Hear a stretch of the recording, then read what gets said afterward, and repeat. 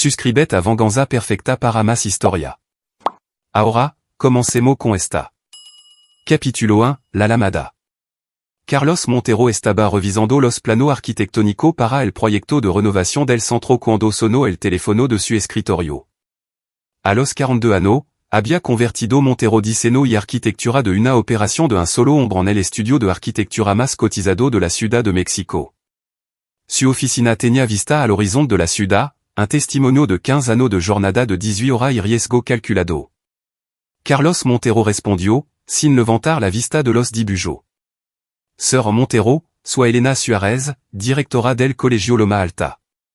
Su hija está en mi oficina. Ha sido expulsada.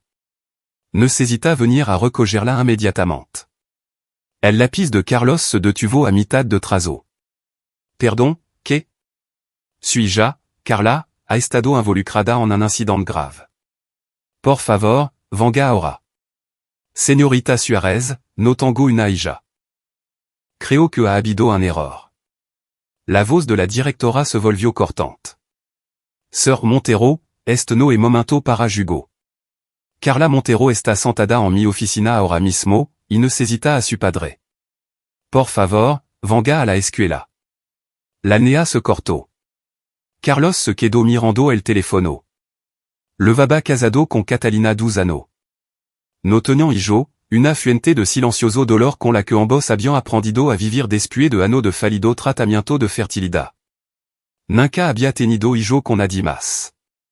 Esto tenía que ser un error. Pero algo en la voz de Elena Suárez, y esa certeza frágil, le hizo coger la slave. El Colegio Loma Alta estaba a 30 minutos en coche con el tráfico del mediodía. La mente de Carlos repasaba las posibilidades, robo de identidad, una estafa, algún tipo de broma elaborada. Su mano se aprotaron en el volante mientras navegaba por las calles arboladas que levaban a la exclusiva escuela privada. La oficina de la directora olía a libro viejo y cera de limón. Elena Suárez se levantó cuando él entró, una mujer sevra de 1,60 años con el pelo gris acero y gafas de leer en una cadena. Sir Montero, gracias por venir. Entonces la vio. La chica estaba sentada en una silla contra la pared, encorvada con la cara entre las manos, los hombros temblando por los solosos. Tendría 1,14 o 15 años, con el pelo oscuro que le caía más allá de los hombros. Cuando levantó la vista al sonido de su voz, Carlos sintió que el suelo se inclinaba bajo su pie. Tenía su ojo, ese tono específico de verde avelana que venía del lado de su madre. La misma nariz ligeramente torcida que se había roto jugando al béisbol en el instituto. El mismo pico de viuda en la nea del cabello. Carla dijo Elena con firmeza. Tu padre está aquí. El rostro de la chica, manchado de lágrima, se contrajo. Papa, él lo siento mucho. No era mi intención. Estaban diciendo cosas sobre mamá y yo solo. Carlos levantó una mano, su voz firme a pesar del terremoto en su pecho. Señorita Suárez, ¿puedo hablar con usted en privado? Elena miró a Carla y luego asintió. Carla, espera fuera de mi oficina. La chica huyó, y Carlos la oyó diplomarse en el banco del pasillo, todavía llorando. Señorita Suárez dijo Carlos con cuidado, necesito que me explique qué está pasando aquí. Levo casado 12 años. No tengo hijo. Nunca en mi vida había visto a esa chica. La expresión de Elena cambió de severa a confundida. Sacó un expediente de su escritorio. Carla Montero, 15 años, inscrita aquí hace 3 meses. Contacto de emergencia y padre listado como Carlos Montero, Montero diseño y arquitectura. Le mostró el formulario de inscripción. Era su firma. Una falsificación perfecta. ¿Y la madre? Preguntó Carlos, su voz peligrosa. Elena revisó el expediente. Catalina Montero. Elle allenó toda la documentación de inscripción, pagó la matrícula en su totalidad. Catalina, su esposa. ¿Qué hizo Carla? Preguntó Carlos. Le rompió la nariz a otra estudiante. La chica la había estado acosando, al parecer haciendo comentarios sobre la reputación de su madre. Carla estaló durante el almuerzo y la atacó. Et una situación de tolerancia cero. Carla está expulsada, con effecto immediato. Carlos azintio lentamente, sumant trabajando en escenario como un arquitecto calculando muros de carga. La levare a casa. Gracia, señorita Suarez. En el pasillo, Carla se puso de pie cuando él se acercó. De cerca, el parecido era innegable. Esta chica era suya. Pero como? Subal coche dijo en voz baja. Ella elo siguió hasta el aparcamiento sin hablar. Una vez que ambos estuvieron dentro de su BMW, con las puertas cerradas, Carlos se giró para mirarla. Voix a cert pregunta y necesito respuesta sincera. Puede hacer eso. Carla asintió, secando los ojos con la manga. Quanto anno tiene? 15. Mi cumpleaños et el 3 de diciembre. Carlos hizo los calculos. 15 anno atrás, diciembre. Eso situaría la concepción alrededor de marzo. 16 anno atrás, marzo de 2009, la conferencia de arquitectura en Guadalajara. El recuerdo el golpeo como un golpe físico. Tenía 32 anno, soltero, centrado en construir su carrera. Había habido una mujer en el bar del hotel después del último día de presentación. Hablaron de teoría del diseño y urbanismo. Demasiada copa. Una noche. Nunca supo su nombre. Por la manana, ella ya no estaba. Tu madre dijo Carlos. ¿Cómo se llama? Catalina Montero. Dijo que os casaste más tarde, después de que yo naciera. ¿Cuál era el apellido de soltera de tu madre? Carla frunció el seno. Ella. No lo sé. Nunca habla de honte de que os casare. Carlos sacó su teléfono y abrió su galería de fotos. Encontró una foto del mes pasado, Catalina en una gala benéfica con un vestido rojo. Cela ensonó a Carla. ¿Esta tu madre? Carla negó con la cabeza. No, nunca la he visto antes. Carlos apretó la mandíbula. Describeme a tu madre. Es rubia, muy guapa. Trabaja en la consulta de un médico en el centro. Es genial normalmente, pero últimamente ha estado estresada por el dinero. No era Catalina. Alguien completamente diferente. ¿Dónde vive, Carla? Le dio una dirección en un barrio de clase media al sur de la ciudad, nada cerca de su casa. Voy a levarte a casa ahora dijo Carlos, arrancando el motor. Y voy a conocer a tu madre. El trayecto duró 25 minutos. Carla lo dirigió a una modesta casa de 2 pisos con revestimiento de vinilo y un césped descuidado.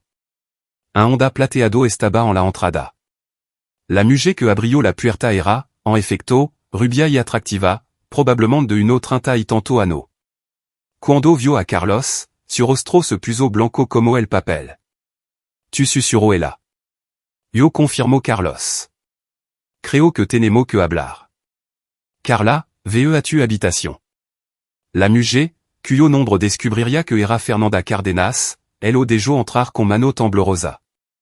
Capítulo 2, pieza del rompecabezas. Fernanda Cárdenas condujo a Carlos a una sala de estar decorada con muebles de bajo costo y foto familiar. Notó el rostro de Carla apareciendo en marcos desde la infancia hasta los últimos años, siempre con Fernanda, nunca con una figura paterna. Yo no lo sabía dijo Fernanda antes de que él pudiera hablar. Se desplomó en el sofá, con las manos temblando. Te juro por Dios que no sabía que nada de esto estaba pasando. Empieza por el principio dijo Carlos, permaneciendo de pie.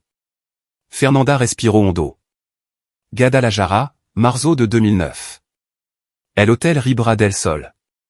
Lo recuerdo. Estaba allí por una conferencia de administración médica. Eras encantador, divertido. Hablamos durant hora, y luego. Gesticuló, impotente. Por la manana te había ido. Ni siquiera sabía tu apellido. Intenté encontrarte, pero había 300 arquitectos en esa conferencia. Y entonces me quedé embarazada. Lo descubrí ces semanas después. Decidí tenerla, la crisola. No fut fácil, pero no las arreglamos. Fernanda lo miró con una mezcla de ira y desesperación. Nunca te pedí nada porque no pude encontrarte. Entiende? Busqué. Lo intenté, pero simplement desapareciste. Carlos la estudio. Parecía sincera. Entonces, ¿qué cambió? Porque esta Carla matriculada en el colegio Loma Alta con mi nombre como su padre. Esa escuela cuesta 700,000 pesos al año. El rostro de Fernanda se descompuso. Yo no la matriculé. Eso es lo que estoy tratando de decirte. Hace 3 meses, esta mujer apareció en mi puerta. Lo sabía todo. Tu nombre, mi nombre, el nombre de Carla. Dijo que se llamaba Catalina Montero y que era tu esposa. La sangre de Carlos se heló. Tenía foto tuya, prueba de que eras exitoso, rico. La voz de Fernanda se quebró. Dijo que finalmente había reconocido a Carla como tu hija y quería dar la vida que se merecía.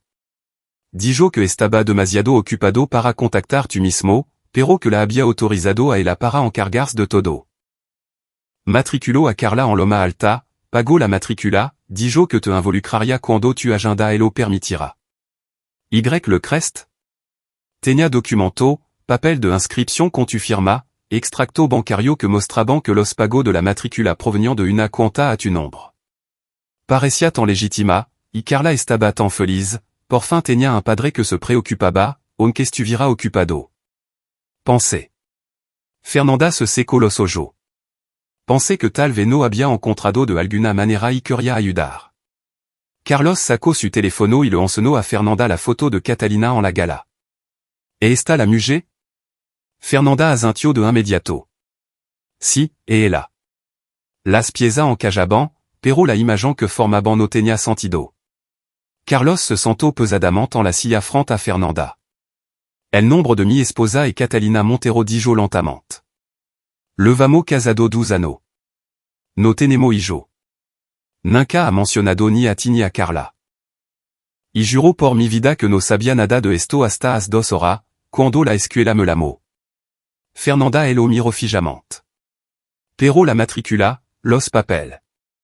Dijo que todo venía de ti. No era así. Se quedaron en silencio, ambos tratando de desenredar el nudo del engano. ¿Por qué haría esto tu esposa? Preguntó finalmente Fernanda. Esa era la cuestión. Carlos se levantó y caminó por la pequeña sala de estar.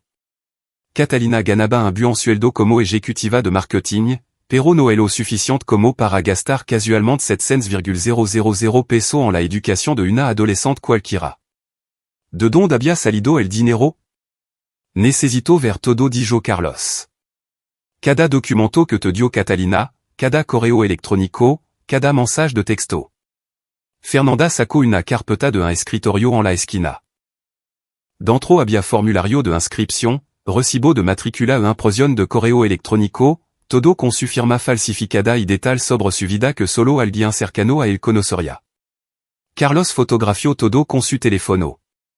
E algo más dijo Fernanda en voz baja. La semana pasada, Catalina volvió a pasar por aquí. Parecía diferente, nerviosa. Dijo que podría haber alguna complicación y que debería estar preparada para que Carla quizá cambiara de escuela. Me preguntó si tenía algún lugar donde Carla pudiera quedarse un tiempo, le jour de la Ciudad de México. Lo hizo sonar como si tuviera problema de negocio, que podría necesitar mantener un perfil bajo.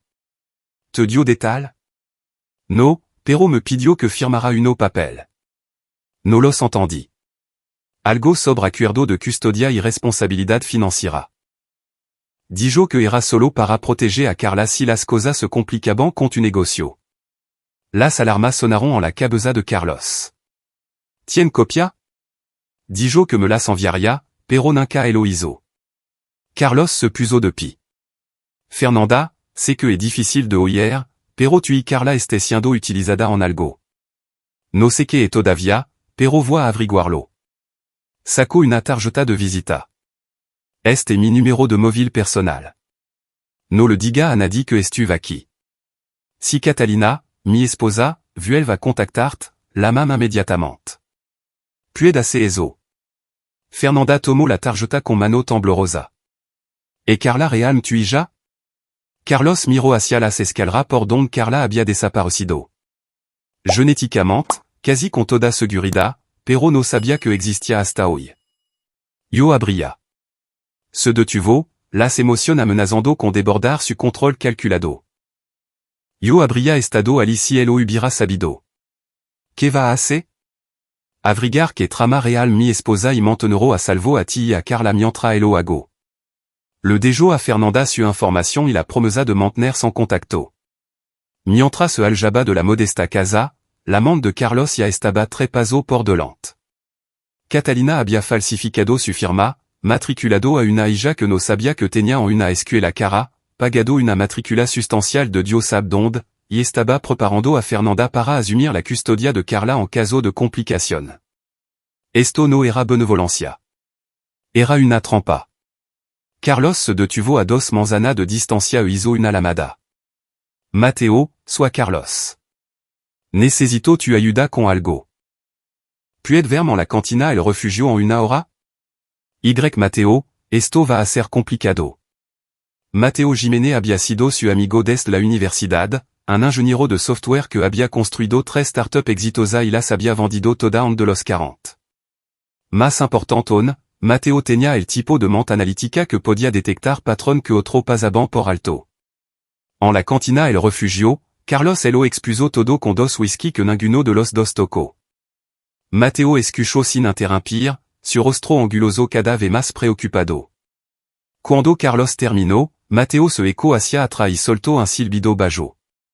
Tu esposa encontró a tu hija secreta y la matriculó en una escuela privada por la bondad de su corazón mientras falsificaba tu firma y mentía a todos los involucrados? Esa es la historia hasta ahora. Carlos, esto es una estafa, una grande. La pregunta es, ¿cuál es el objetivo final? Eso es lo que necesito averiguar. Mateo sacó su portátil. Dame 24 horas. Revisaré las finanzas de Catalina, rastrearé los pagos de la matricula, veré que puedo desenterrar. Mientras tanto, necesita actuar con normalidad en casa. No dejes que sepa que está sobre la pista. Carlos miró su reloj. 6h30, Catalina elo estaría esperando en casa para cenar. Esto va a ser más difícil que disnar a rascacielos. Sí, pero los cimientos son los mismos. Necesita entender la estructura de saber dónde aplicar presión. La explosión de Mateo se volvió seria. Carlos, si está falsificando documento y manipulando a la gente, o está desesperada o está planeando algo grande. Quizá en cosa. Cubret las espalda. Carlos condujo a la casa que él mismo diseñó, una obra maestra moderna de vidrio y concreto con vista al horizonte de la Ciudad de México. El Mercedes de Catalina estaba en el garage. A través de la ventana de la cocina, pudo ver la movers, preparando la cena como hacia todos los mart. Dos ano. ¿Cuánto de eso había sido real? Respiró hondo, guardó su ira y entró. Capítulo 3, la máscara. Hola, Carino. Le gâtarde. Catalina apareció desde la cocina, todavía hermosa a los 40, con su pelo castano rojizo recogido en un mono informal. Le dio un beso en la mejilla. Dia duró. Complicación con el proyecto dijo Carlos con suavidad. Ya sabe cómo son los clientes. Durant la cena salmón, esparago, arroz salvage hablaron de cosa normal, su campaña de marketing para una nueva cadena de restaurant, su reunión con los contratistas, el tiempo. Conversación superficial que se habían convertido en su rutina durant el último año. Carlos la observaba con atención. Catalina estaba animada, participativa, sin mostrar signos de culpa o estrés. O era inocente o era una actriz magistral. Estaba pensando dijo Catalina mientras recogía los platos, quizá deberíamos hacer un viaje a Acapulco como solíamos hacer. Has estado trabajando muy duro, y siento que no hemos conectado de verdad en mucho tiempo. Suena bien. Cuando pensaba? El mes que viene. Puedo pedir los días libres. El mes que viene. ¿Qué pasaba el mes que viene? Sería entonces cuando se desarrollaría lo que fuera que estuviera planeando? Déjame revisar mi agenda dijo Carlos. Después de la cena, Catalina se retiró a su despacho en casa para trabajar en una presentación. Carlos fut a su propio estudio, cerró la puerta y abrió su portátil. Abbia conocido a Catalina en la inauguration de una galería hacia 13 años. Ella trabajaba para una pequeña empresa de marketing, et l'acababa de conseguir su primer encargo importante. Su noviazgo había sido un torbellino, 6 meses desde la primera cita hasta el compromiso. Ella había apoyado su creciente negocio, había sido comprensiva con las larga hora, encajaba perfectamente en su vida. O se había abierto camino en ella con ingeniería? Carlos consultó su registro financiero. Teniendo una cuenta corriente conjunta para los gastos del hogar, pero manteniendo cuenta separada para los gastos personal, un acuerdo que Catalina había sugerido al principio de su matrimonio, diciendo que valoraba su independencia. Su cuenta conjunta mostraba actividad normal, hipoteca, servicio, comestible, seguros. Nada inusual. Pero eso significaba que los 700,000 pesos para la matrícula de Carla habían salido de otro sitio. Su teléfono vibró con un mensage de Mateo, encontré algo. Manana por la manana, en mi casa. 9h du matin tra café. Carlos apenas durmió esa noche. Catalina estaba acurrucada contra él en la cama, su respiración suave y constante. Se quedó mirando el techo, pensando en Fernanda y Carla, en documento falsificado y pago misterioso, en elo que podría levar a alguien a orquestar un engano tan elaborado. A las 9h de la mañana siguiente, Carlos estaba en el loft de Mateo en el centro con 2 tazas de café y una sensación de desastre inminente. El espacio de trabajo de Mateo era un caos organizado, tres monitors, rack de servidor y suficiente potencia informática para dirigir un pequeño. Cogió el café sin levantar la vista. Tu esposa dijo Mateo, está en serio problema financiero.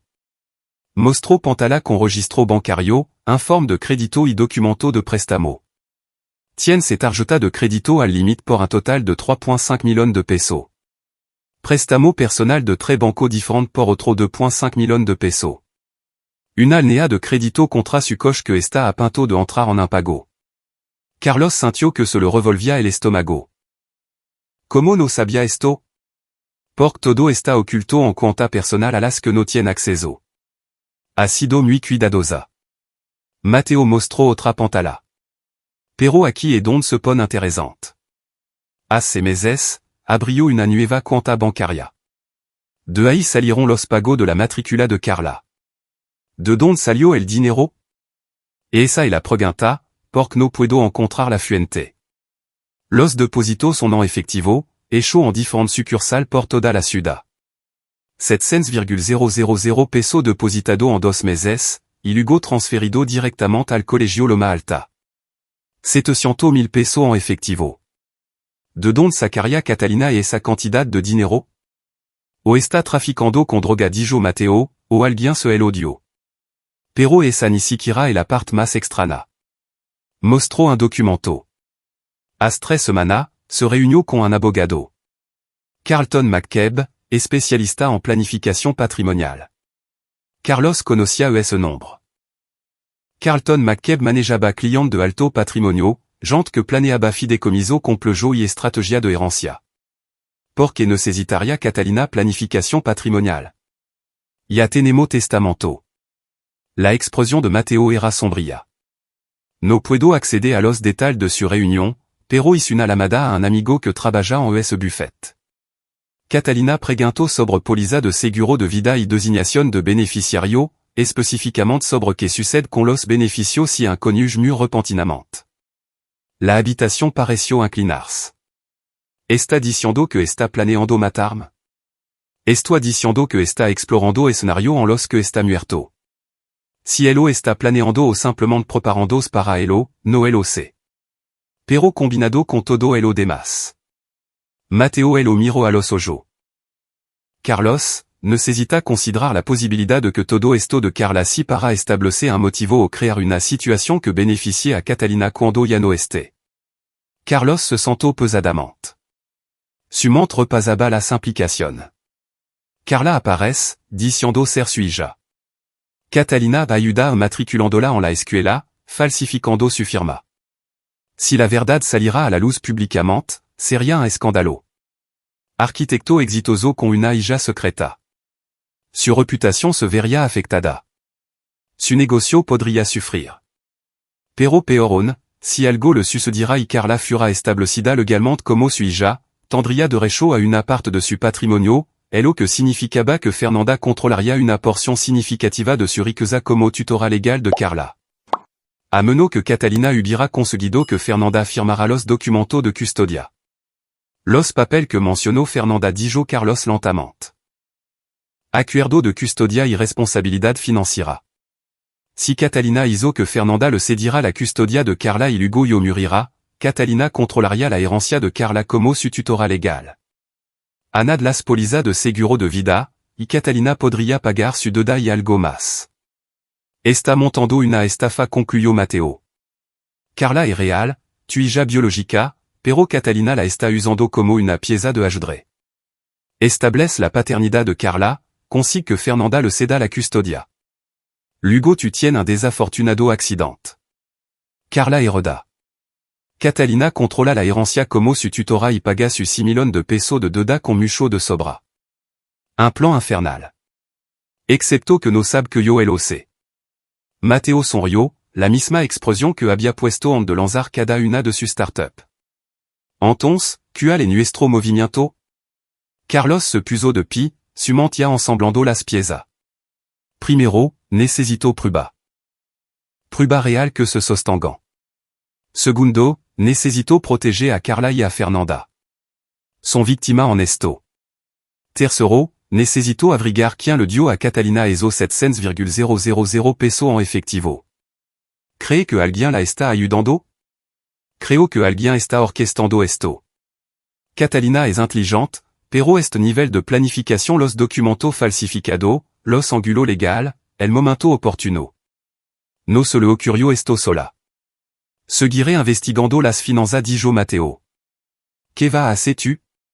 Carlos pensó en su hija, una chica de cuya existencia acababa de entrarse, lorando en la oficina de una directora. En Fernanda, manipulada y asustada. En Catalina, durmiendo a su lado mientras tramaba su muerte. Voy a seguirle el jugo dijo Carlos. Déjà que Catalina piense que todo va seguir el plan. Y mientras ella prepara su trampa, yo voy a construire una mejor. Capítulo 4, investigando a fondo. Carlos contrató a Bruno Esquivel 3 días después. Bruno dirigia una firma de investigación privada especializada en casos domésticos, discreta, minuciosa y cara. Se reunieron en una cafetería en Toluca, lo suficientemente lejos de la ciudad de México como para que nadie reconociera a Carlos. Bruno era un hombre compacto de unos 50 años, con el pelo gris y el aspecto curtido de alguien que había pasado décadas observando a la gente en su peor momento. Escuchó la historia de Carlos sin juzgar, tomando notas ocasionales en un blog de cuero. Quiero vigilancia sobre su esposa dijo Bruno cuando Carlos terminó. Quiero saber de dónde salió ese dinero, con quién se reúne que está planeando. Necesito prueba que se sostengan en un tribunal. Tribunal en el sentido de divorcio, o tribunal en el sentido de cargo penal. Podrían ser ambas cosas, dependiendo de lo que encuentre. Bruno le dio una tarifa diaria que hizo que Carlos se estremeciera, incluso con su riqueza. Pero dado lo que está en jugo su vida, potencialmente, diría que es una ganga. Puedo empezar manana. Una cosa más dijo Carlos. Mi hija, Carla. Tiene 15 años, cree que soit un padre irresponsable que finalmente está prestando atención. Necesito que alguien la vigile a ella y a su madre. Asegurad de que estén a salvo. Catalina podría decidir que son cabo suelto. La expresión de Bruno se ensombreció. ¿Cree que le haría daño a la chica? Creo que haría lo que fuera necesario para cerrar el trato. Y ahora mismo, Carla y Fernanda son testigos de fraude. Quizá de algo peor. Asignaré a mi mejor equipo de vigilancia. No sabrán que están siendo observada. Durant los siguientes días, Carlos vivió una doble vida. En casa, era el marido atento, discutiendo los proyectos de trabajo de Catalina y planeando su viaje a Acapulco. En la oficina, se sumergía en el trabajo mientras esperaba los informes de Bruno. Mientras tanto, Mateo profundizaba en el rastro financiero. Descubrió que Catalina había contratado una póliza de seguro de vida a nombre de Carlos très mécente. Una polisa de 17 millones de pesos para la que había falsificado una firma para autorizarla. La beneficiaria, Catalina Montero. Te tiene asegurado como a un caballo de carra de primradillo Mateo durante el almuerzo en un restaurant front al marginto con tu polisa existante, se embolsaria uno 50 millones de pesos cuando mura. Sin mencionar mi parte de la empresa, la casa, las cuentas de inversion a Nadio Carlos. Podría levarse 85 millones facilement. Como planea hacerlo? Hace que parezca un accident. No puedo evitar pensar en ese viaje a Acapulco el mes que viene. Ubicación remota, acceso al océano, mucho lugar para un trágico accident de barco o un percance de senderismo. Todavía piensa ayer? Pienso de Jarl cree que voit ayer. Para entonces, tendré prueba suficiente para indirla. El primer informe importante de Bruno Lego el octavo día. Había seguido a Catalina a un café en Polanco donde se reunió con un hombre que Bruno había fotografiado e identificado, Ricardo Aguilar. Carlos miró las fotos esparcidas sobre su escritorio. Ricardo Aguilar tenía 45 años, convencionalmente guapo de una manera pulcra, con el pelo peinado y ropa cara. En las fotos, él y Catalina estaban sentados muy juntos, la mano de ella en el brazo de él, su langage corporal intimo. El representante de venta farmacéutica explicó Bruno. Gana buen dinero, pero también tiene un problema con el jugo. Debe uno 3,5 millones de pesos a gente muy desagradable. Así que él y Catalina están endeudado, y yo soy su solución. Se pone mejor. Bruno sacó más fotos. Seguí a Aguilar después de su reunión con tu esposa. Condujo a un edificio de oficina en el centro y se reunió con este hombre. La siguiente foto mostraba a Ricardo hablando con otro hombre en un aparcamiento. El segundo hombre era calvo, de aspecto nervioso, y sostenía un maltin. Ese es Lorenzo Calderón. Es abogado, del tipo inhabilitado. Perdió su licencia a 5 años por fabricar pruebas en un caso de divorcio. Ahora trabaja en la zona grise, falsificación de documentos, identidad falsa, ayudar a la gente a desaparecer. Las piezas encajaron. Lorenzo falsificó mi firma en los documentos de la escuela. Probablement también en la póliza de seguro. Esa sería mi suposición. Y aquí está la cronología. Catalina comienza su aventura con Ricardo hace unos 18 meses, justo cuando le dijiste que quería expandir el negocio, lo que habría significado más riqueza en el futuro, pero también más trabajo en el presente. Ces meses después, ambos están ahogados en deuda. Necesitan una solución. Así que se les ocurre el crimen perfecto dijo Carlos. Inculparme como un padre irresponsable que abandonó a su hija, establece a Carla como mi hija legal, obtener la custodia por medio fraudulento, matarme y repartir mi patrimonio. Excepto que necesitaban capital inicial para que funcionara. Los 700.000 para la matrícula, dinero para pagar a Lorenzo, gasto de subsistencia mientras él preparaban todo. Bruno sacó extracto bancario. Rastreé los depositó en efectivo. Ricardo los hizo, no Catalina. Consiguió el dinero de un socio comercial, un tipo con el que importa producto farmacéutico. Tienen una operación para la que trae medicamentos recetados de Canadá y los vende bajo cuerda. Venta ilegal de droga financiaron mi muerte falsa. La vida es curiosa. La explosión de Bruno se volvió seria. Pero aquí está la parte que real debería preocuparte. Revisez los registros telefónicos de Aguilar. He descuidado con la seguridad. Hace 2 días, llamó a alguien en el colegio Loma Alta. No hablaron mucho, pero conseguí el número y lo rastreé. ¿Quién? La asistente administrativa de Elena Suárez. Yeye, Carla fut expulsada. Carlos sintió hielo en las venas. Orquestaron la expulsión. El acoso fut real, elle confirmé con los padres de la otra chica, pero creo que manipularon la situación, se aseguraron de que escalara a la violencia. Queriam que Carla fura expulsada para que recibira esa lamada. Queriam que conociera a tu hija en las peor circunstancias posible. Para establecer la relación, de modo que cuando mura, Carla esté establecida como mi hija legal. Pero, porque queriam que supira de ella antes de morir? Bruno se reclinó en su silla. Porque si mur y luego aparece una hija secreta, paresse sospechoso. Pero si a la HAS reconocido, y a HAS empezado a mantenerla, onxi a través de tu esposa, entonces sur reclamation de herencia y mucho más fuerte. Sin pregunta sobre el ADN, sin batalla legal. Solo una situación trágica en la que un padre mur después de finalement conectar con su hija. Así que se suponía que debía conocer a Carla, sentirme culpable por abandonarla y empezar una relación, quizá incluso cambiar mi testamento para incluirla. Y luego tener ese trágico accident en Acapulco. Pero aquí están las buena noticia. Bruno sacó una memoria USB. Lo tengo todo documentado. Foto de Catalina y Ricardo, registro financiero que muestran el dinero de las drogas ilegal, grabación de audio de su conversación. Ricardo es terrible con la seguridad operativa, déjà su teléfono desbloqueado en toda partie conexión con Lorenzo Calderón. Es suficiente para acusarlo de conspiration para cometer fraude, falsificación y posiblemente intento de asesinato si hacen un movimiento. Carlos cogió la memoria, sumant ya planeando los siguientes pasos. Necesito más tiempo. Quiero saber si es otro implicado, y quiero asegurarme de que Carla y Fernanda estén completamente protegidas antes de que esto explote. ¿Cuánto tiempo? 2 semanas. ¿Puedes mantener la vigilancia? Tu dinero, tu cronograma. Pero Carlos, esta gente está planeando matarte. 2 semanas y mucho tiempo para dormir junto a alguien que te quiere muerto. Tendré cuidado. Y me aseguraré de no estar nunca en un lugar vulnerable con ella. Esa noche, Carlos yació despierto de nuevo, escuchando a Catalina respirar a su lado. Pensó en la primera vez que se conocieron, el romance vertiginoso, la boda donde ella había logrado lágrima de felicidad.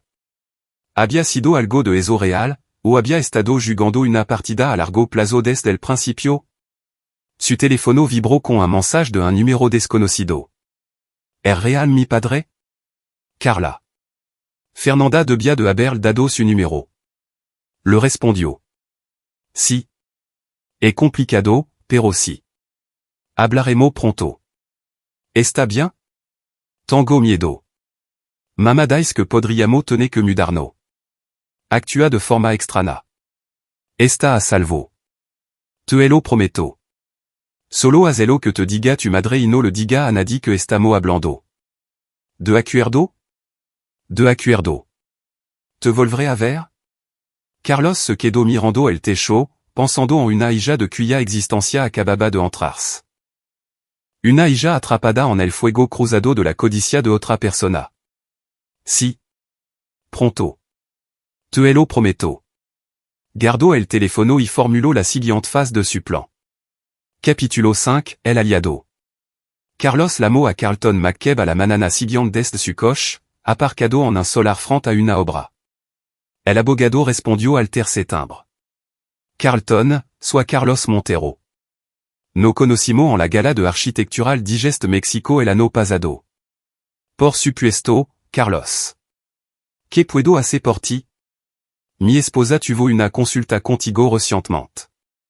Me gustaría discutir nuestra planificación patrimonial. Hubo una pausa.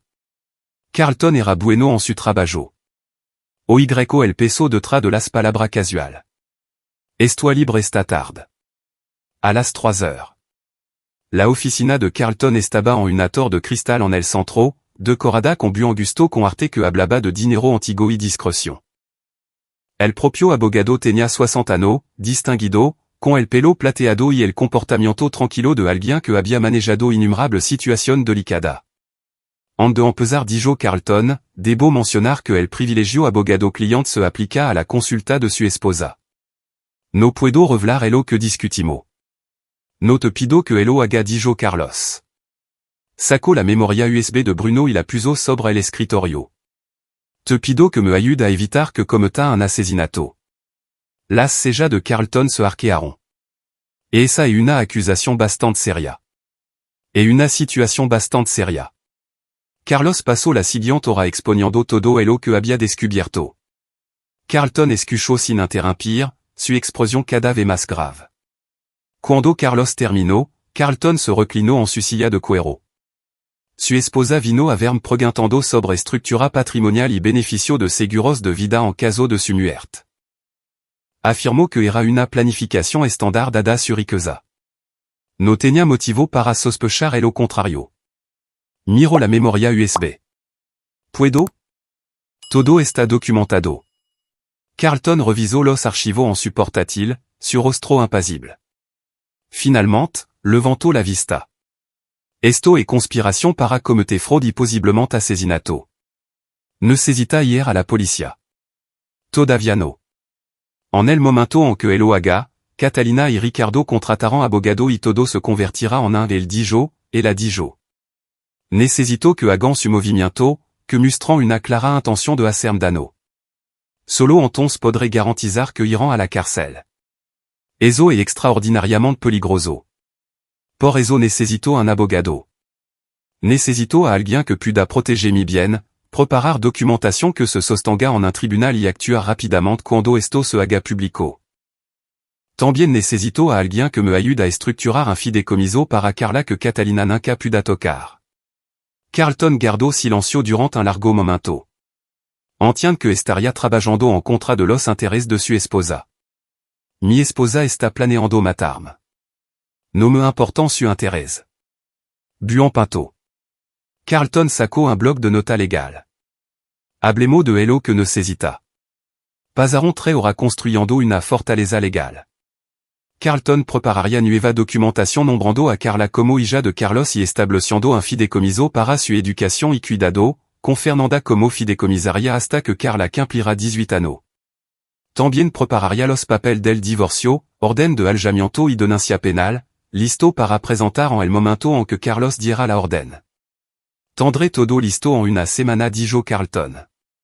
Pero Carlos, está asumiendo un riesgo tremendo al dejar que esto se desarrolle. Lo sé. Pero necesito que Catalina piense que está ganando hasta el momento en que le quitte el suelo bajo los pies. La siguiente parada de Carlos fut la casa de Fernanda. Ella abrió, con aspecto agotado, las líneas de preocupación surcando su frente. ¿Está Carla en casa? Preguntó Carlos. En la escuela. Bueno, su nueva escuela. Tuve que transferirla al distrito escolar público después de la expulsión. Le está costando. Lo sé. Por eso estoy aquí en parte. Carlos entró. Fernanda, necesito explicarte lo que está pasando realmente. Le contó todo, la aventura de Catalina, la conspiración, el plan para matarlo, los documentos de custodia falso. El rostro de Fernanda pasó por la conmoción, el horror y, finalmente, la ira. Uso a mi hija. Uso a Carla como cebo en un complot de asesinato. Si. Y ahora necesito tu ayuda para protegerlo a amba y acabar con ella. Lo que necesite. Primero, necesito que tenga cuidado. No te fie de nada de lo que te diga Catalina. Si vuelve a contactarte, grábalo si puede la main inmediatamente. Segundo, necesito que firme esto. Saco los documentos que Carlton había preparado, documentos de custodia real que aseguraban que si algo le pasaba a él, Carla se quedaría con ella y tendría acceso a un fideicomiso que estaba creando. Sería la fideicomisaria. Las manos de Fernanda temblaban mientras leía los papeles.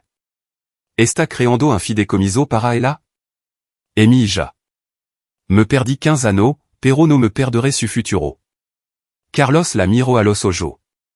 Siento todo esto. Si hubiera sabido de ti, de Carla. Habría estado ahí terminó Fernanda. Lo sé. Ahora lo veo. ¿Se parece a ti, Sab? No solo físicamente.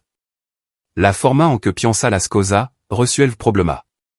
Et una arquitecta ancienne. Algo cálido y doloroso oprimió el pecho de Carlos.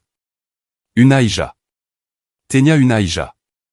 Cuando esto termine dijo, me gustaría conocerla. Conocerla de verdad. Si a ti te parece bien. Fernanda sonrió por primera vez desde que ella había legado. Creo que a ella le gustaría. Pasaron otra hora discutiendo protocolo de seguridad. Carlos le dio a Fernanda un teléfono prepago para usarlo solo para contactarlo. Hizo arreglo para que el equipo de Bruno mantuviera la vigilancia en su casa. Le transfirió 850,000 pesos a su cuenta para gasto y honorario de abogado, si los necesita. No puedo aceptar esto protestó Fernanda. Puis él lo hará. Esto es culpa mía. Y otra esto a tu vida. Déjà me protegert. And de irs, Carla llegó a casa de la escuela. Se quedó helada cuando vio a Carlos en la sala de estar. Hola dijo Carlos, de repente inseguro de cómo hablar con una hija que acababa de descubrir. Hola. Carla dejó su mochila, estudiándolo con eso ojo familiar.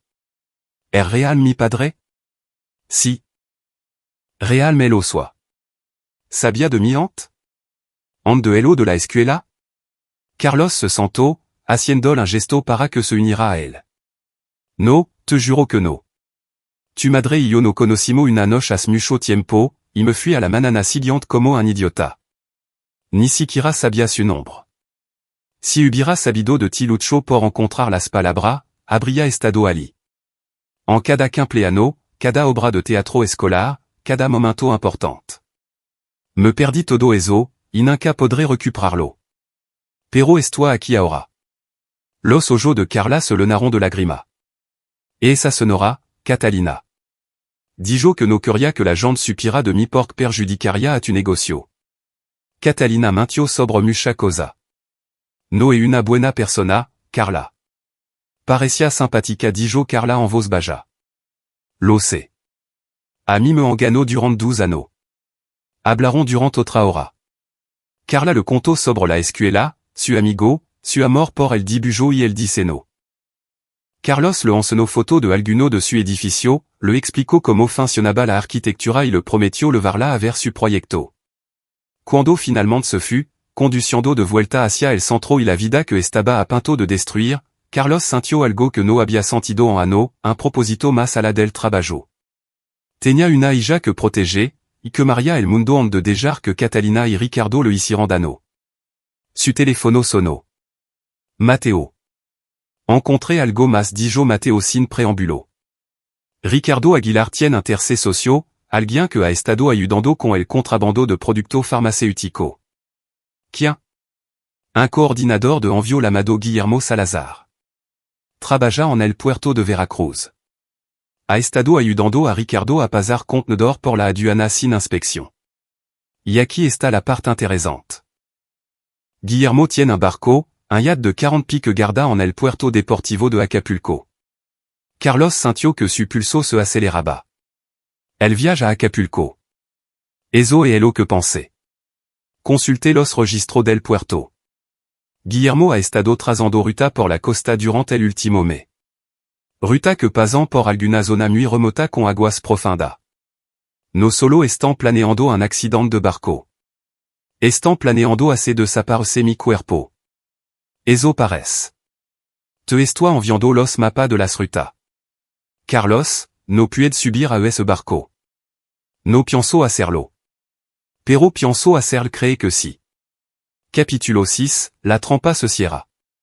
En las 2 semanas previa al viaje planeado a Acapulco, Catalina se volvió cada vez más cariñosa.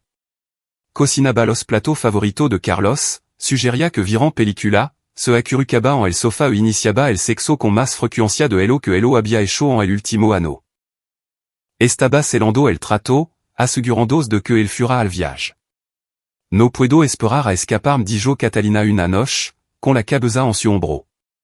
Solo nosotros dos. Sin trabajo, sin estrés. Como antes. Será bueno asintió Carlos, acariciándole el pelo mientras su mente calculaba angulo y prueba. La vigilancia de Bruno había captado múltiples réunions entre Catalina y Ricardo. En una grabación, discussion el momento. El tercer día dijo Ricardo. Estaremos lo suficientemente lejos como para que cualquiera tardara en responder. Guillermo lo hará rápido, un golpe en la cabeza, lo hundiremos con peso. Aguas profundas. Los tiburones harán el resto. Y si encuentran el cuerpo. La voz de Catalina. No lo harán. Pero incluso si lo hacen, parecerá que se cayó por la borda y se ahogó. Un trágico accident. Tu seras la viuda afligida. ¿Y Carla? ¿Qué pasa con ella? Es solo una nina. Creerá elo que le digamos. Y Fernanda estará agradecida por el fondo fiduciario. Todo ganant. Al escuchar la grabación en la oficina de Carlton, Carlos sintió que su ira se cristalizaba en algo frío y preciso. No solo planeaban matarlo, planeaban usar el dolor de su hija como tapadra. Eso e conspiration para cometer asesinato dijo Carlton. Ya tiene suficiente para ir a la policía. Todavía no. Necesito que elo intentan de verdad. De elo contrario, un buen abogado podría argumentar que solo estaban fantaseando, no planeando. Los necesito en ese barco, haciendo su movimiento, con múltiples testigos. Está loco.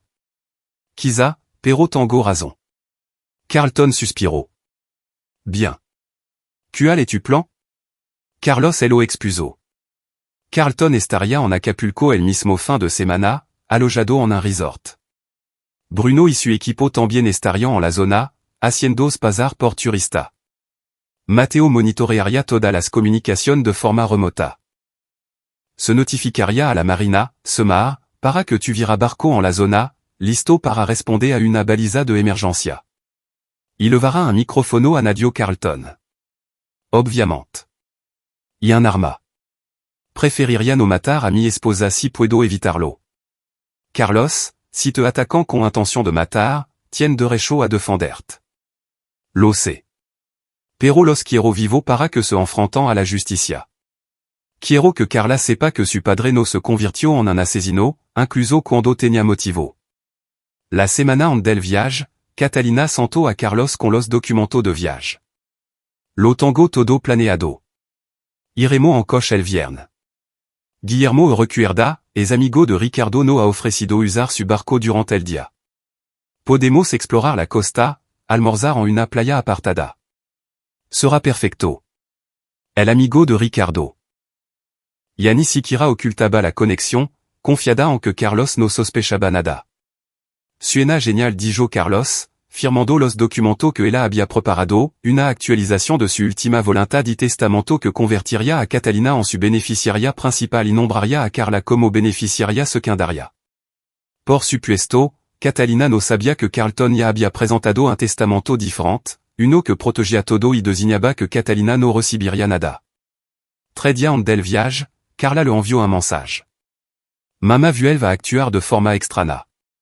No para de hacerme preguntas sobre ti, como si me entristecería si te pasara algo. La sangre de Carlos se heló. ¿Qué le dijiste? Acabo de conocerte, así que no lo sé. ¿Estuvo mal? No, fue perfecto. Solo ten cuidado y recuerda lo que hablamos. Había preparado a Carla para la posibilidad de que las cosas se pusieran peligrosas, le dijo que se quedara con Fernanda, que mantuvieras su teléfono cargado y que llamará al número de emergencia de Bruno si algo no le parecía bien. 2 días en del viaje, Bruno llamó con una actualización urgente. Catalina acaba de reunirse con una mujer llamada Beatriz Campos. Es especialista en reclamación de seguros de vida. Ex especialista, en realidad. La despidieron por aprobar reclamación fraudulenta. Ahora trabaja por su cuenta, ayudando a la gente a presentar reclamación que deberían ser denegadas. Así que Catalina ya se está preparando para presentar la reclamación del seguro de que yo esté muerto. Exactamente. Beatriz acelerará la reclamación, se asegurará de que se pagan de que cualquier investigación se profundice demasiado. Para cuando alguien cuestione la circunstancia, Catalina y Ricardo se habrán repartido el dinero y habrán desaparecido. ¿Tiene esto documentado? Video y audio. Catalina le ofreció a Beatriz el 20% del pago para garantizar que la reclamación se tramite en las 2 semanas siguientes a tu muerte. Perfecto. Anadelo al expedient de prueba. La noche en del viaje, Carlos no pudo dormir. Yacía en la cama junto a Catalina, pensando en todo lo que había levado a este momento. En algún momento de los últimos 12 años, la mujer con la que se había casado se había convertido en una extraña. O quizá siempre había sido una extraña, y él simplemente había estado demasiado ciego para verlo. A las 3 heures du matin, se levantó y fue a su estudio. Escribió una carta a Carla, la celó y se la dio a Mateo con instrucción de entregarla si algo salía mal. Luego escribió carta a su empleado, assu socio, assu padre. Nova a morir dijo Matteo, revisando el plan por ultima vez. Tien cinco sistema de respaldo differenti una docena de persona cubriendot las espalda. Lo sé, pero por si acaso. On podría retirart. Hier a la policia ahora. En sonar todo elo que tenemo.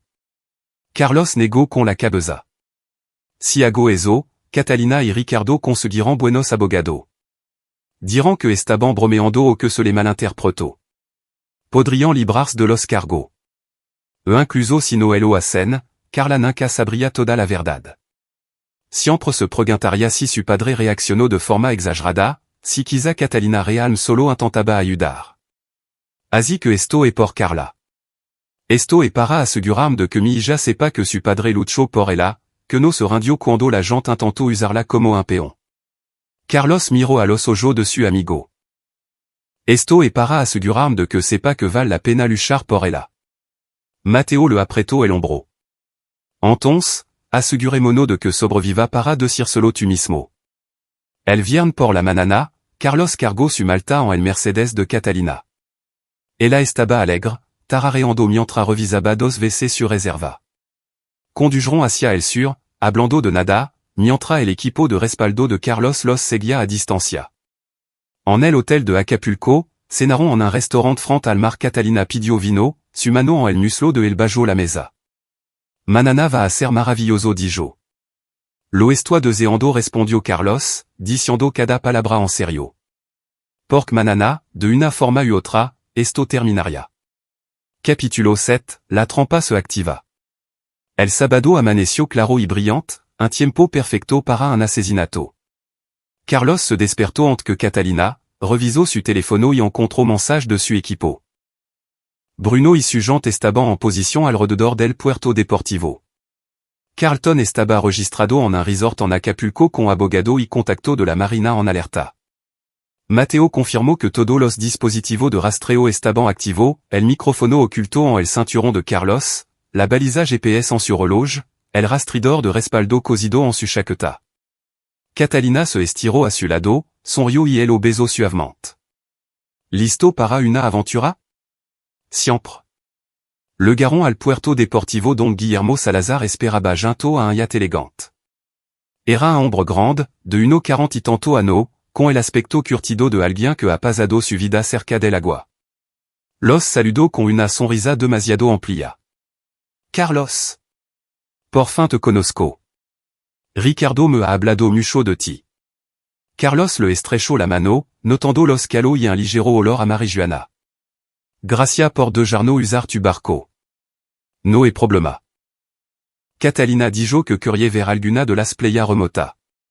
Tango la ruta perfecta planeada. Subiront al yacht.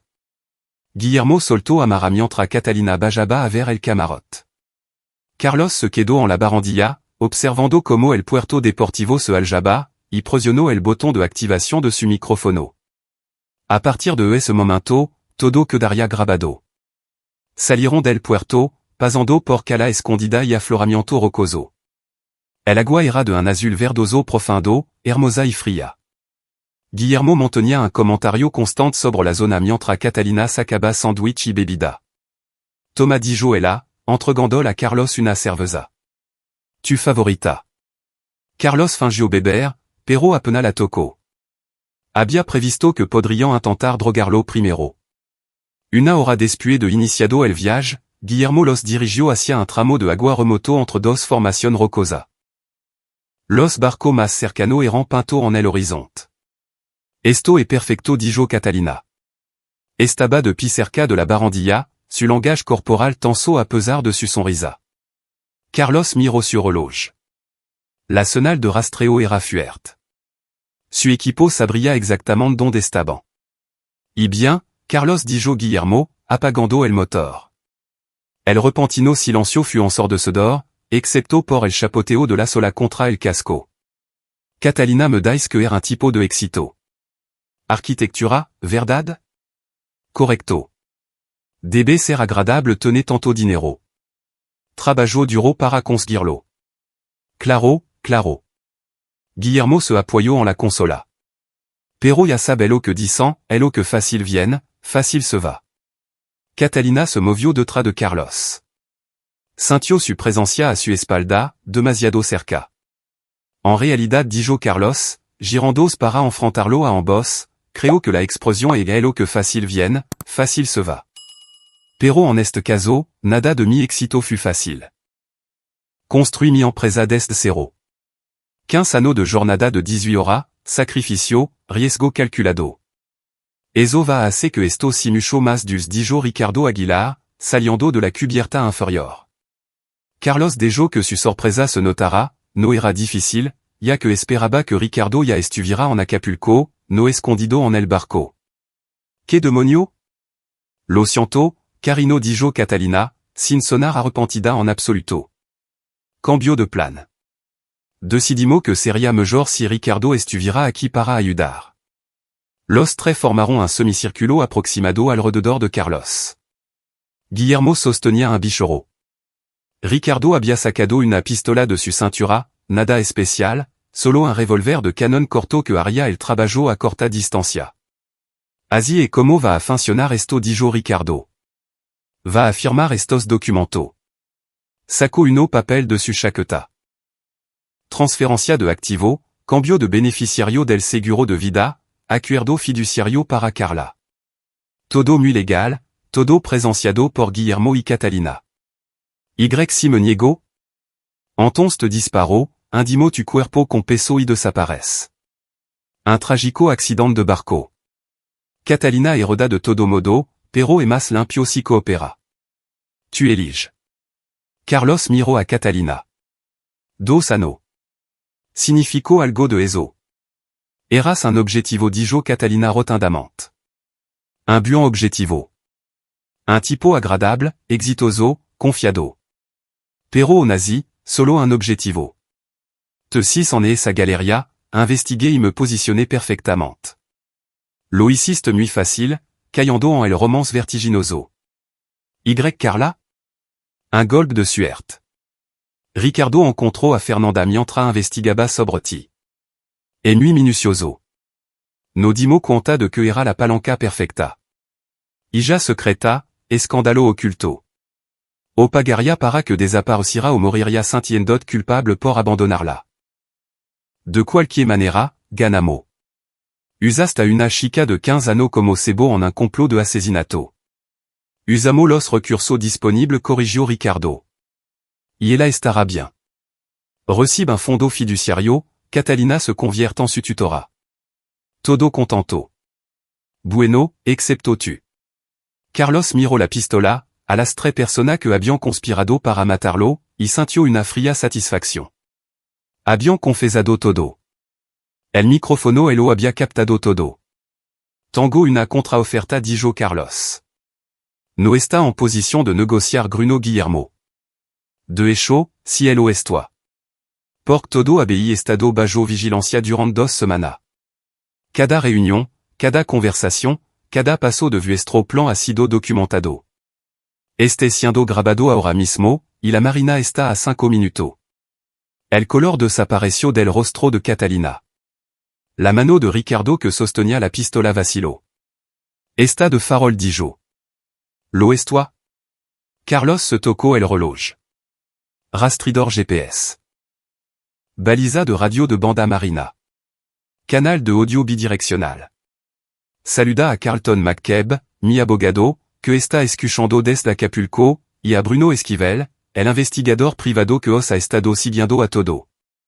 Carlos, estamos recibiendo todo la voz de Carlton Lego a través del altavoz del reloj, diminuta pero clara. La patrulla de la marina está en camino. Está 4 minutos. Eso no es posible susurró Catalina. Os descuidaste. Ricardo no protégé su teléfono. Guillermo présumé de su opération de contrabando de droga a cualquiera que le escuche. Y tu, Catalina. Falsificaste mi firma en documento legal.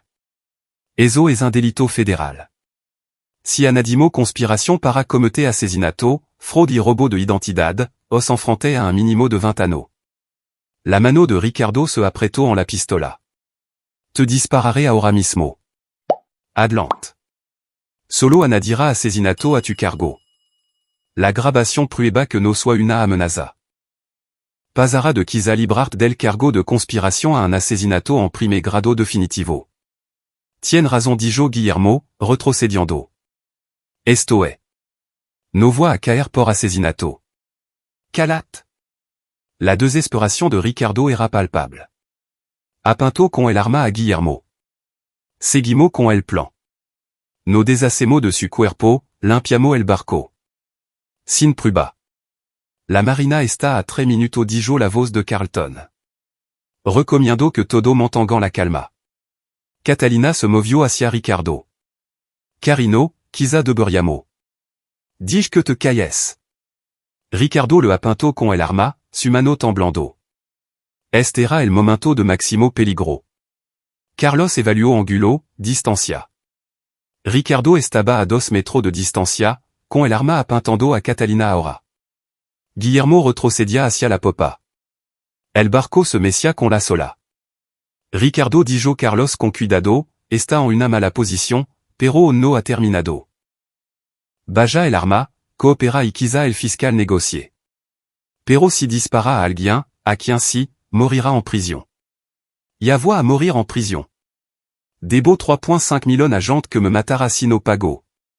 Yo elo pagare. Todo se quedaron helado. ¿Qué? Dijo Ricardo. Tu deda de jugo.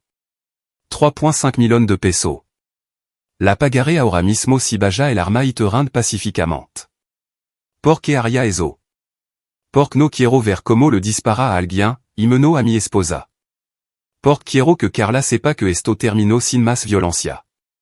Porque. Carlos respiró hondo. Porque entiendo la desesperación. Tomaste decisión terrible, pero no era un asesino. Todavía no. No te convierta en uno.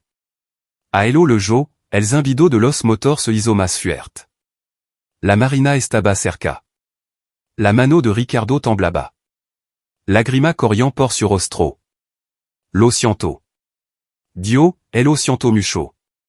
El arma cayó con estrépito a la cubierta. Carlos la apartó de una patada e inmediatamente sacó su teléfono, activando la baliza de emergencia. Carlton, estamos a salvo. Ricardo se ha rendido. Dile a la marina que se acerque con cuidado. Do patrulla de la marina le garon 3 minutos después, junto con un barco que transportaba a Bruno y su equipo. Los oficiales abordaron el yacht con las armas de sans fin dada, pero no hubo resistencia. Ricardo estaba sentado en la cubierta, solozando. Guillermo ya gritaba pidiendo un abogado. Catalina estaba de pie en la barandilla, mirando el agua, con expresión vacía.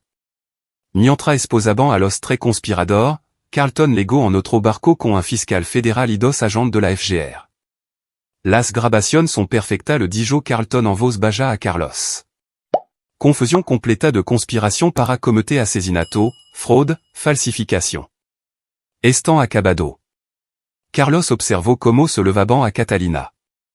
El ano el miro. Después de 12 años de matrimonio, salió de su vida sin una palabra.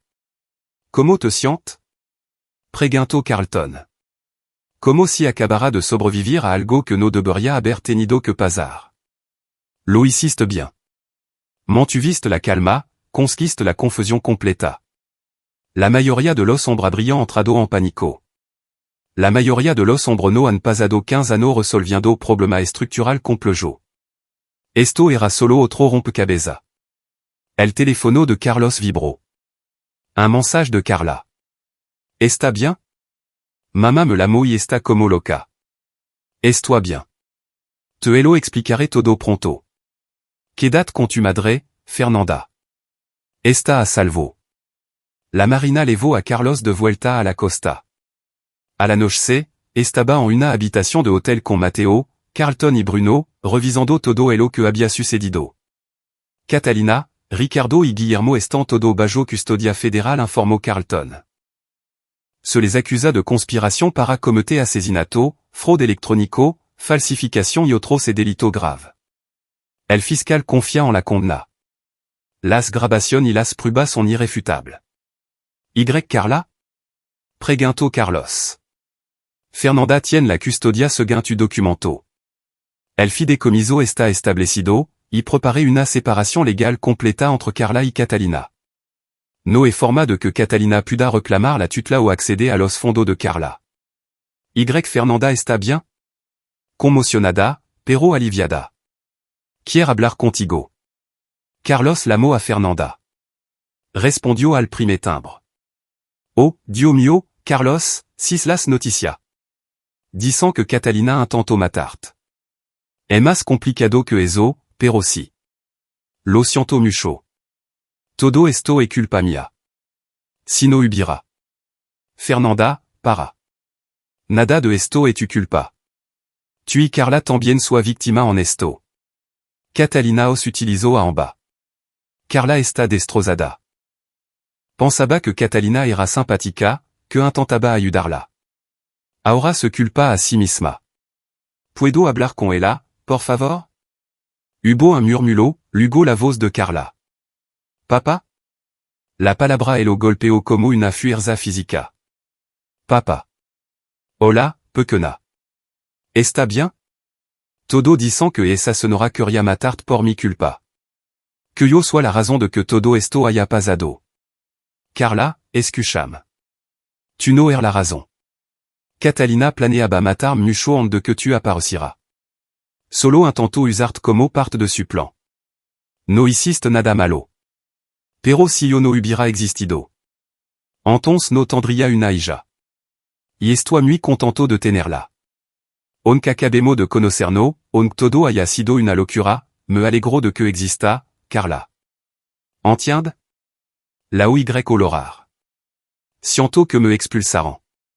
Yo no. Si no elo hubieran hecho, quizá nunca me habría entrado de tu existencia, y esa habría sido la verdadera tragedia. Hablaron durant otros 20 minutos. Carlos prometió visitarla pronto, para empezar a construir la relación que ambos se habían perdido. Cuando colgaron, se sintió agotado y extrañamente en paz. Y ahora que? Preguntó Mateo. Ahora dijo Carlos, me aseguró de que todo pagan por elo que intentaron hacer. Capítulo 8, Justicia y retribución. El juicio penal duró 6 meses. Catalina, Ricardo y Guillermo tuvieron abogado diferentes casos, pagado por defensor público después de que su bien fueron confiscado como producto de una conspiración criminal. Carlos asistió todos los días, sentado en la galería con Mateo y Carlton. Bruno testificó sobre su vigilancia. Contables forenses testificaron sobre las transacciones financieras fraudulentas. Lorenzo Calderón, el abogado inhabilitado, legó a un acuerdo y testificó sobre la falsificación de las firmas de Carlos. La fiscalía presentó las grabaciones del barco. El jurado escuchó en silencio como Catalina explicaba fríamente cómo se posicionó para casarse con Carlos, cómo planeaban usar a Carla como palanca, cómo habían trazado el asesinato. Solo eras un objetivo, dijo la voz de Catalina en la grabación. El jurado deliberó durant 3 horas. Culpable de todos los cargos. La sentencia legó 2 semanas después. La jueza, una mujer sevra llamada Cristina Garza, se dirigió a cada acusado por turno. Sra. Montero, usted contrajo matrimonio con la única intención de estafar y, en última instancia, asesinar a su cónyuge. Falsificó documento, manipuló a una niña y no mostró absolutamente ningún remordimiento. La sentenció a 30 años en una prisión federal. El rostro de Catalina permaneció impávido. No miró a Carlos. Sir Aguilar, usted organizó esta conspiración, reclutó cómplices y estaba preparado para cometer un asesinato por beneficio económico. Lo sentenció a 25 años en una prisión federal. Ricardo loró abiertamente. Sir Salazar, usted proporcionó apoyo material a esta conspiración y estaba preparado para ayudar a deshacerse de un cuerpo. Lo sentenció a 15 años en una prisión federal. Guillermo se desplomó en su silla. La jueza miró a Carlos. Sir Montero, quiero felicitarlo por su notable contención e inteligencia al manejar esta situación. Mucho hombre brillant respondido con violencia. Usted respondió con estrategia y paciencia. Suis-je tiene suerte de tenerlo. Después de la sentencia, los reportero acusaron a Carlos Fura del juzgado. Hizo una breve declaración. Se ha hecho justicia. Esto ha agradecido a todos los que ayudaron a levar a estos criminal ante la justicia. Ahora, voy a centrarme en ser un padre para mi hija. Pero la venganza de Carlos no terminó con las condena penal. Le había dicho a Ricardo que pagaría su deuda de jugo si se rendía. Lo decía en serio, pero no de la forma que Ricardo esperaba. Carlos cobró favor a socio comercial que conocían gente en el mundo de Ricardo. Se corrió la voz, Ricardo Aguilar había cooperado con los investigador federal, proporcionado testimonio que implicaba a otro en su operación de contrabando de producto farmacéutico. Era un soplón. En la cárcel, a los soplón no le va bien. Ricardo pasaría su condena mirando por encima del hombro, aislado, vulnerable. No era violencia física, pero era su propia forma de justicia. Para Catalina, Carlos se aseguró de que cada contacto profesional que había hecho a través de su matrimonio fuera informado de su crimen. Su reputación en la comunidad empresarial de la Ciudad de México quedó destruida. Se enviaron carta a antiguo cliente, colga y amigo. Pero el verdadero castigo fut más simple. Catalina pasaría 30 años en prisión viendo a Carlos vivir la vida que él intentó robar.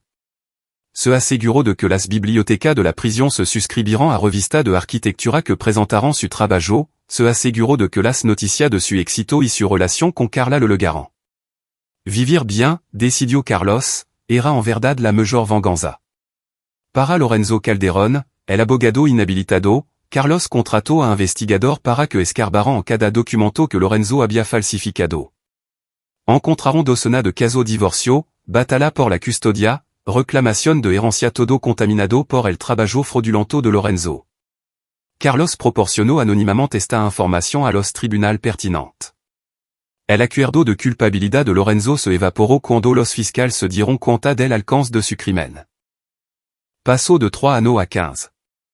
En cuanto a Beatriz Campos, la especialista en seguros corrupta, fut acusada como cómplice de fraude. Perdió su licencia profesional restante y cumplió 5 años. La opération de contrabando de droga de Guillermo fut desmantelada. Su socio, enfrentando un proceso judicial, el lo culparon por la investigación. Su yacht fut confiscado y subastado. Las ganancias se destinaron a víctimas de la adicción a los opioides. 8 meses después del juicio, Carlos se sentó en la oficina de Carlton revisando los últimos detalles legal. El divorcio es definitivo dijo Carlton. Catalina no recibe nada. La casa, el negocio, todos los bienes siguen siendo tuyos. El fideicomiso de Carla está totalmente financiado, 35 millones de pesos para educación y gasto de manutención, con Fernanda como fideicomisaria. Y todos los seguros de vida están cancelados. Ya no está asegurado por póliza a las que Catalina podría acceder. Carlos asintió. ¿Y Fernanda? ¿Está bien? Los 850,000 pesos que le diste, más que está pagando la terapia de Carla y cualquier gasto educativo futuro. Fernanda dice que no necesita más, pero te recomendaría establecer un fondo universitario a tu nombre. Hecho. Que son 8,5 millones de pesos. Carlton sonrió. Era un buen hombre, Carlos. Soit un hombre al que las circunstancias le robaron una hija y casi la usan como un arma. Estoy recuperando el tiempo perdido. Esa noche, Carlos condujo hasta la casa de Fernanda. Carla lo recibió en la puerta. Había crecido 1 centímetro en los últimos meses y parecía más segura, menos atormentada. Hola, papá. Hola, pequeña. ¿Lista para nuestro tour de arquitectura? Habían establecido una rutina. 2 veces por semana, Carlos levaba a Carla a ver su proyecto y otro edificio que admiraba. Discussion principio de diseño, integridad estructural, elección estética. Carla lo absorbía todo como una esponja. He estado trabajando en algo dijo Carla mientras se dirigían al centro. Sacó un cuaderno de boceto. Et un diseño para un centro comunitario para Nino que no tienen buena situación familiar. Pensé que quizá alguien día. Carlos se detuvo para mirar los bocetos. Eran tosco, pero mostraban un talento real. El diseño del edificio incorporaba luz natural, espacio abierto que podiam usars de forma flexible y pequena habitación privada para terapia. Esto es bueno. Real bueno. Tu crees? Creo que tien futuro en este campo si lo quiere. Pero Carla y lo digo en serio, puede hacer cualquier cosa. Arquitectura, medicina, arte, negocio. Tu eliges tu propio camino. Quiero hacer lo que tu has. Construire cosa que ayuden a la gente. Carlos sintió que se le hacía un nudo en la garganta. Entonces te enseñaré todo lo que sé. Pasaron la noche dibujando junto en un café, Carla haciendo pregunta, Carlos explicando concepto. Por primera vez desde esa llamada de la directora, Carlos sintió algo parecido a la paz. Había perdido 12 años de su matrimonio por una mentira, pero había ganado una hija y un futuro. Un trato justo, pensó. Capítulo 9, Nuevo Cimiento.